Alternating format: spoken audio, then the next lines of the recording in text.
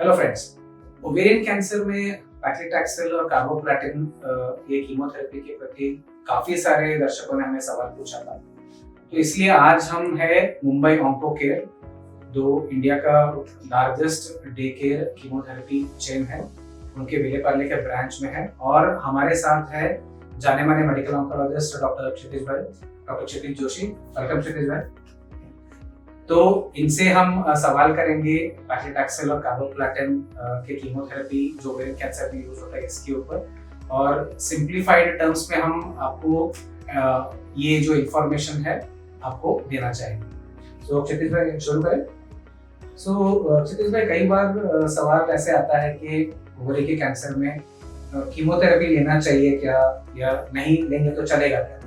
तो हम इससे शुरू करते हैं। तो ओवरी के कैंसर में हम कब कीमोथेरेपी देते हैं और किस लिए देना चाहिए, और नहीं देंगे तो क्या होगा? सबसे पहले मैं थैंक यू बोलना चाहूँगा प्रवीण भाई को कि उन्होंने ये अपॉर्चुनिटी दी कि आपके साथ ये कम्युनिकेशन करें। काफ़ी अच्छे फ्रेंड हैं हमारे। तो सबसे पहले जो सवाल आपने पूछा वो काफ़ी इम्पोर्टेंट था, बिकॉज हमारे पास भी जो भी पेशेंट आता है तो ओवेरियन कैंसर का, उसका सवाल होता है कि केमोथेरेपी की ज़रूरत क्यों है और न लिया तो चलेगा क्या।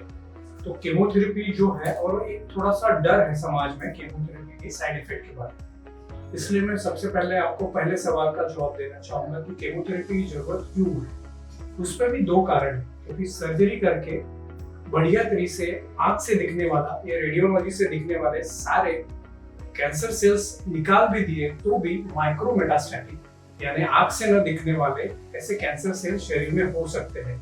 तो सेकंड, थर्ड और फोर्थ स्टेज में ऐसे कैंसर सेल होने का चांस बहुत ज्यादा होता है। तो केमोथेरेपी उस कैंसर सेल को मारने के लिए काफी जरूरी है। तो सर्जरी होने के बाद, जिसको बोलते हैं एडजुवेंट केमोथेरेपी, उसका उद्देश्य है माइक्रोमेटास्टैटिक डिसीज को मारना। कभी कभी अगर सर्जरी पहले दिन सारा कैंसर निकाल नहीं पा सकता है तो वो टाइम पे उसको साइज कैंसर का कम करने के लिए केमोथेरेपी दिया जाता है, कि जिसकी वजह से 3 साइकिल के बाद सर्जन जब ऑपरेट करना चाहेगा तब वो सारा का सारा कैंसर का ट्यूमर शरीर से निकाल पाए। उसको न्यू एडजुवेंट केमोथेरेपी ऐसे बोलते हैं। तो ये दो रीजन है हम केमोथेरेपी कैंसर में, ओवेरियन कैंसर में देते हैं।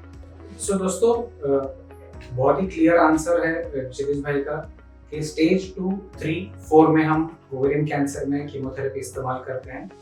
थोड़े पेशेंट्स में जहाँ पे गुड सर्जरी मतलब complete removal of tumour possible नहीं है तो हम सर्जरी से पहले देते हैं, और जहाँ पे सक्सेसफुल सर्जरी पॉसिबल है और हमने सर्जरी कर दिया वहाँ पे माइक्रोमेटास्टेसिस को कवर करने के लिए सर्जरी के बाद कीमोथेरेपी देते हैं।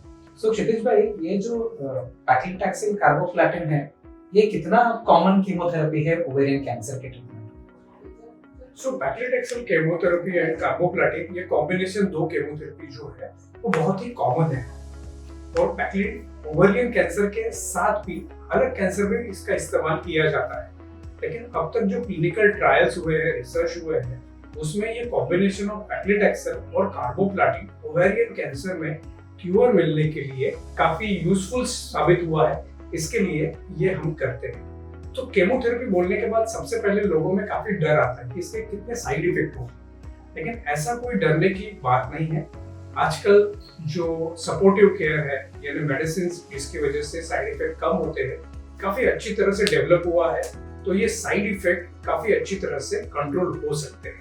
क्षितिज भाई, फिर जो सर्जरी से पहले हम जो पैक्लिटैक्सेल कार्बोप्लाटिन देंगे तो वो यूजुअली हम कितना साइकिल देते हैं रिस्पांस असेसमेंट के बाद? तो सर्जरी से पहले यूजुअली जो पैक्लिटैक्सेल और कार्बोप्लाटिन फिट पेशेंट में हम देते हैं वो हर 3 हफ्ते में 3 साइकिल दिया जाता है। 3 साइकिल के बाद हम इवेल्युएट करते हैं कि डिसीज कितना कम हुआ है, और अगर वो काफी सिग्निफिकेंटली कम हुआ है तो हम सर्जन के साथ डिस्कस करते हैं कि अभी पेशेंट ऑपरेबल हो चुका है। अगर सर्जरी पॉसिबल है तो ओवेरियन कैंसर के ट्रीटमेंट में सबसे इम्पोर्टेंट जो चीज है सर्जरी, और R0 रिसेक्शन है, सर्जरी करके सब कुछ निकल जाना। वो अचीव करने के लिए अगर वो सफिशिएंट है तो 3 साइकिल के बाद हम सर्जरी के लिए पेशेंट को भेजते हैं। कभी कभी रेयरली अगर रिस्पॉन्स हमारा डिजायर्ड नहीं है तो जो टोटल साइकिल उसके ज़्यादा भी 6 साइकिल दिए जाते हैं सर्जरी से पहले, लेकिन यूजुअली 3 साइकिल के बाद हम फिर से सर्जन्स के पास भेज के सर्जरी हो सकती है क्या नहीं ये इवेल्युएट करते हैं और रिमेनिंग 3 साइकिल सर्जरी के बाद भी दे सकते हैं। तो क्षितिज भाई, जब हम सर्जरी से पहले जब हम कीमोथेरेपी दे रहे हैं तो तब हम रिस्पांस कैसे आप असेस करते हो? क्या क्या टेस्ट लगते हैं कीमोथेरेपी असर कर रहा है ये जानने के लिए during the chemotherapy? So response जो होता है उसमें असेसमेंट एक क्लिनिकल रिस्पांस होता है और एक रेडियोलॉजिकल रिस्पांस होता है और एक मार्कर्स, ब्लड मार्कर्स का रिस्पांस होता है। तो क्लिनिकल रिस्पांस में अगर एब्डोमेन डिस्टेंडेड है तो एब्डोमिनल पेन है, कॉन्स्टिपेशन है, कभी पेट साफ बराबर होता नहीं है, ये सारे क्लिनिकल सिम्टम को पेशेंट इंप्रूवमेंट दिखाता है।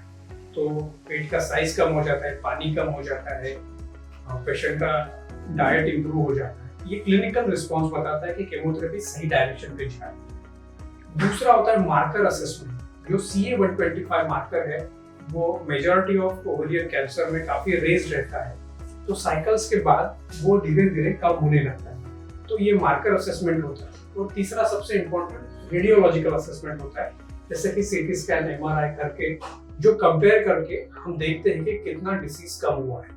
तो ये 3 टाइप के असेसमेंट हम करते हैं। तो क्षितिज भाई, तब जब हम सर्जरी से पहले कीमोथेरेपी दे रहे हैं तो ऐसे भी कुछ है कि हम ऐसा कोई रेजिम है जहाँ पे हम 3 हफ्ते में नहीं, हम हफ्ते हफ्ते में दे रहे हैं पैक्लिटैक्सेल कार्बोप्लाटिन, और ये आप कब करते हो और ये करना चाहिए?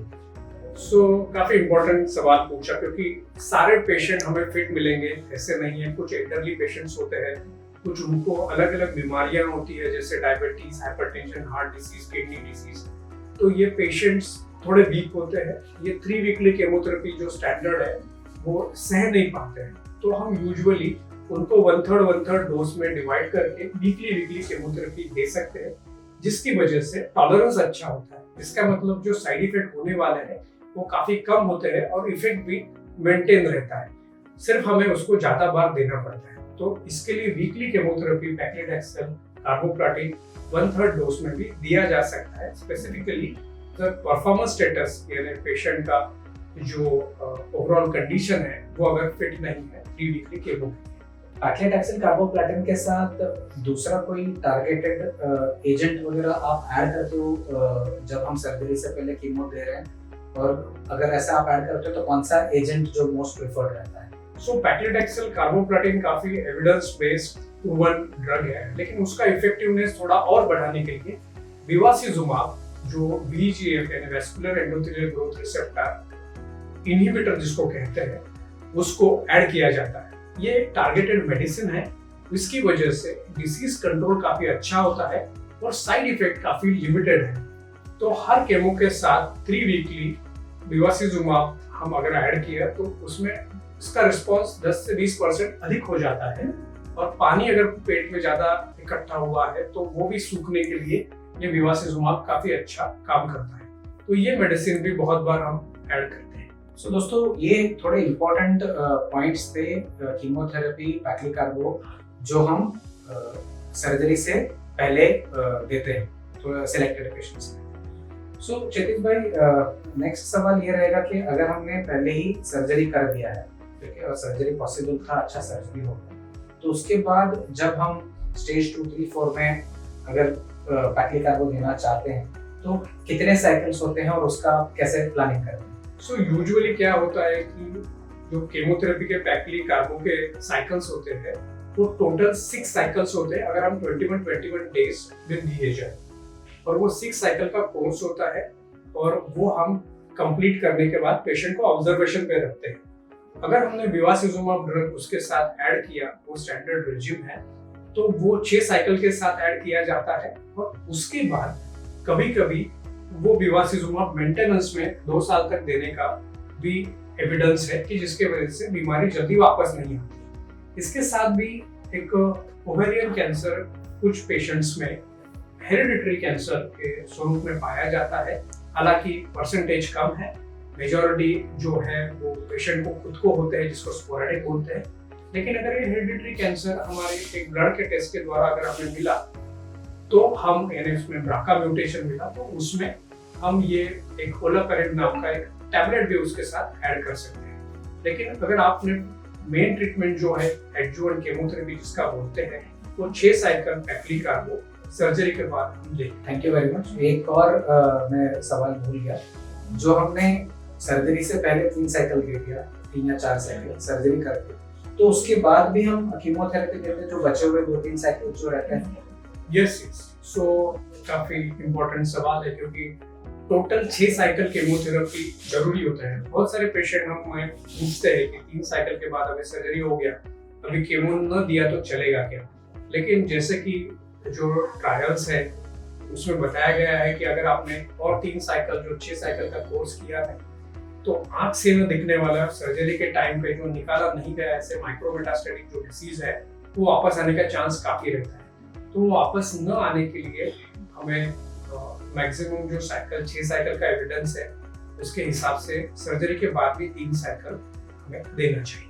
नेक्स्ट सवाल रहेगा क्षितिज भाई कि ये हमेशा मुझसे पूछा जाता है, मुझे समझ में नहीं आता कि इसका जवाब कैसे दें। ये जो पैक्लिटैक्सेल कार्बोप्लाटिन का जो रेजिम है, कीमोथेरेपी है, इसको हमेशा कोई पूछता है कि ये लाइट कीमोथेरेपी है क्या हेवी कीमोथेरेपी है, इसका आप कैसे जवाब दोगे? अगर मैं बोलूंगा कि मुझे सारे ये केमोथेरेपी लाइट ही लगती है क्योंकि मैं इतने सारे स्ट्रॉन्ग केमोथेरेपी से डील करता हूँ, लेकिन फ्रैंकली स्पीकिंग ज्यादा डरने की बात नहीं।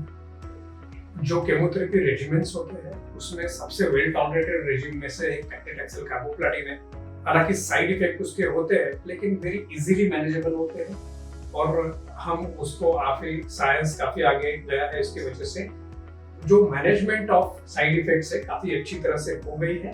तो आप कोई भी मेडिकल ऑन्कोलॉजिस्ट इजीली गाइड करके उसको मैनेज कर सकता है। तो वैसे देखा जाए तो उसको लाइट केमोथेरेपी बोलो तो कोई गलत नहीं। सो नेक्स्ट सवाल रहेगा कि हमेशा मुझसे ये भी पूछा जाता है कि ये रेजिम में, पैक्लिकार्बो के रेजिम में हेयर लॉस होता है क्या? फीमेल पेशेंट्स में काफी कंसर्न इसके बारे में होता है, और पैक्लिटैक्सेल ये दवाई की वजह से डेफिनेटली हेयर लॉस होता है। और अगर ये हमने दवाई लिया तो 2 to 3 वीक्स में जो हेयर लॉस स्टार्ट होता है वो कंप्लीट हेयर लॉस होता है, लेकिन परमानेंट हेयर लॉस नहीं होता। तो जैसे कि पूरा बाल चले भी गए तो उसके बाद 3 to 6 मंथ्स में सारे बाल धीरे धीरे वापस आ जाते हैं और आगे जाके पूरे नॉर्मल बाल आ सकते हैं। सो ये हेयर लॉस होता है, और वो हेयर लॉस जो है वो यानी कंप्लीट होता है लेकिन परमानेंट नहीं होता है। उसमें और एक चीज है कि आजकल हेयर लॉस प्रिवेंट करने के लिए कोई सुविधा है क्या? तो हेयर लॉस प्रिवेंट करने के लिए हमारे पास आजकल स्कैल्प कूलिंग मशीन्स हैं, जिसकी वजह से ड्यूरिंग केमोथेरेपी जो कूलेंट है, ऐसे ठंडे कूलेंट से जो कैप्स है वो सर पे लगा के उसको यूज किया जा सकता है। उसके वजह से हेयर लॉस प्रिवेंट किया जा सकता है, लेकिन वो 100% प्रिवेंट नहीं होता, वो पार्शियल प्रिवेंट होता है। लेकिन ये जो साइड इफेक्ट है वो अनअवॉइडेबल है, लेकिन वो परमानेंट नहीं है। सो दोस्तों, इम्पोर्टेंट है या अंडरस्टैंड करना कि पैक्लिकार्बो में हेयर लॉस होना लगभग तय है, बट ये परमानेंट नहीं होता है। और जैसे क्षितिज भाई ने बोला कि अभी हम स्कैल्प कूलिंग डिवाइसेस यूज करते हैं जहाँ पे हेयर लॉस कम करने का आपके पास एक पॉसिबिलिटी रहता है। सो क्षितिज भाई, और कौन कौन से साइड इफेक्ट्स होते हैं जो आप दर्शकों से शेयर करना चाहोगे रिगार्डिंग पैक्लिकार्बो का जो रेजिम है? सो साइड इफेक्ट अगर आप बोले तो जिस दिन केमोथेरेपी दी जाती है उस दिन जो साइड इफेक्ट होते हैं उसको इमीडिएट साइड इफेक्ट बोलते हैं। उसमें कभी कभी हाइपर सेंसिटिविटी रिएक्शन पैक्लिटैक्सेल को हो सकती है, यानी इन्फ्यूजन देते समय जी घबराना, पसीना पसीना होना, सांस फूलना, लेकिन इसका चांस काफी कम है। और आजकल जो प्री मेडिकेशंस स्टेरॉइड, एविलेक्टिक्सा, ये जो सब दिए जाते हैं और एक दिन पहले भी कुछ गोलियां खाने को दी जाती है, उसकी वजह से ये हाइपर सेंसिटिविटी का साइड इफेक्ट काफी कम है। अदरवाइज वो दिन कोई साइड इफेक्ट नहीं होता है। जब पेशेंट केमोथेरेपी कंप्लीट करके घर चला जाता है, साइड इफेक्ट उसके बाद 2 से 3 दिन के बाद स्टार्ट होते हैं, जिसमें वीकनेस, कमजोरी लगना, टेस्ट चला जाना, खाने की इच्छा ना होना, उसके साथ शरीर में दर्द होना, कभी कभी डायरिया यानी पतला संडास होना, ये सारे साइड इफेक्ट हमें मिल सकते हैं। और ये साइड इफेक्ट सेल्फ लिमिटिंग भी होते हैं, उसको हम ग्रेड्स करते हैं। अगर ये ज्यादा होते हैं उसके लिए ओरल मेडिकेशन से मेजॉरिटी टाइम उसको कंट्रोल किया जा सकता है। स्पेसिफिकली हम पेशेंट को 7वें दिन बुलाते हैं केमो के बाद, अगर 21 डे साइकिल है उस दिन कुछ साइड इफेक्ट असेसमेंट किया जा सकता है, सीबीसी चेक किया जा सकता है। अगर साइड इफेक्ट ज्यादा है तो डोज एडजस्ट किया जा सकता है, अगर नहीं है तो उसको सेम कंटिन्यू हम रख सकते हैं। डिलेड साइड इफेक्ट जो होते हैं वो कुछ हफ्ते बाद दिखते हैं, जिसमें पेरिफेरल न्यूरोपैथी यानी हाथ में झिंझिनी आना और बाल चले जाना, ये डिलेड साइड इफेक्ट में देखे जाते हैं। लेकिन ओवरऑल आपको अगर मैं बोलूं तो ये साइड इफेक्ट्स जो ये इजीली मैनेजेबल होते हैं। मेजॉरिटी ऑफ साइड इफेक्ट्स ये ओरल टैबलेट ओपीडी बेसिस पे मैनेज होते हैं। बहुत ही रेयरली हॉस्पिटलाइजेशन की जरूरत पड़ सकती है, तो उसको ज्यादा डरने की जरूरत नहीं है। और आजकल नए नए मेडिसिन जो आए हैं जो उसकी वजह से साइड इफेक्ट का परसेंटेज प्रमाण भी कम होते जा रहा है। एंड एक और सवाल मतलब मैं पूछना चाहूंगा कि क्या ये पैक्लिक कार्बो के रेजिम के साथ हीमोग्लोबिन कम होना, प्लेटलेट कम होना या व्हाइट ब्लड सेल कम होना ये होता है, और अगर होता है तो कितना कॉमन ये राइज? सो उसके बारे में मैं लास्ट टाइम बताते रह गया। सो सीबीसी हम क्यों करते हैं 7वें दिन, जिसमें हमें देखना होता है कि हीमोग्लोबिन कम हुआ है क्या, डब्ल्यूबीसी यानी व्हाइट सेल्स कम हुए हैं क्या, प्लेटलेट कम हुआ है क्या। तो ये चीजें कॉमनली देखी जाती है, लेकिन वो माइल्ड होती है और इजीली मैनेजेबल होता है। और उसको ना हो इसके लिए प्रोफिलेक्टिक कुछ मेडिसिन जैसे कि फिल्ग्रास्टिन जो न्यूकाइन करके, peg filgrastim injection, WBC white cell बढ़ाने के इंजेक्शन हम पहले ही देके ये साइड इफेक्ट ना हो इसका हम एक प्रिकॉशंस लेते हैं। अगर हो भी गए तो उसके ऊपर भी हमारे पास इजीली इलाज अवेलेबल है। और हीमोग्लोबिन के लिए भी कुछ इंजेक्शंस है, टैबलेट्स हम देते हैं, और प्लेटलेट के लिए भी आजकल इंजेक्शन और टैबलेट अवेलेबल है। तो क्षितिज भाई, आपने एडिशन ऑफ बेवासिजुमैब बोला पैक्लिक कार्बो के साथ, अगर हम बेवासिजुमैब ऐड कर रहे हैं तो उसमें भी कुछ स्पेसिफिक साइड इफेक्ट के बारे में हमें ध्यान रखना चाहिए जब हम देते हैं? काफी अच्छा सवाल पूछा, क्योंकि आजकल बेवासिजुमैब ये मेडिसिन काफी पेशेंट्स में हम ऐड करते हैं। तो बेवासिजुमैब एक टारगेटेड मेडिसिन होने की वजह से केमो जैसे साइड इफेक्ट उसमें नहीं होते हैं, तो एल्डरली पेशेंट भी आराम से ले सकते हैं। फिर भी उसका साइड इफेक्ट प्रोफाइल थोड़ा अलग होता है, जैसे कि हाइपरटेंशन, बीपी बढ़ना, कभी कभी ब्लीडिंग और क्लॉटिंग, ऐसे साइड इफेक्ट्स हमें मिलते हैं। लेकिन उसका परसेंटेज कम है और अगर होता है तो इजीली मैनेजेबल होता है। तो ये ऐसा है। उसके साथ एक जस्ट एक एक्सटेंशन ऑफ दैट क्वेश्चन, जब अगर हम ब्राका पॉजिटिव अगर ओलापैरेट टैबलेट यूज करें तो वो टैबलेट भी काफी टॉलरेंस में अच्छी है, लेकिन उसमें भी डब्ल्यूबीसी, हीमोग्लोबिन और प्लेटलेट कम होना, ये सारे साइड इफेक्ट हो सकते हैं। लेकिन सारे साइड इफेक्ट इजीली मैनेजेबल होते हैं, और अगर ये टैबलेट्स का डोज भी हम एडजस्ट कर सकते हैं। So thank you so much Kshitij भाई, आज आपने हमें एमओसी में ये बुलाया और हमने एक बहुत ही अच्छा एक डिस्कशन किया पैक्लिक कार्बो रेजिम जो ओवेरियन कैंसर में यूज होता है।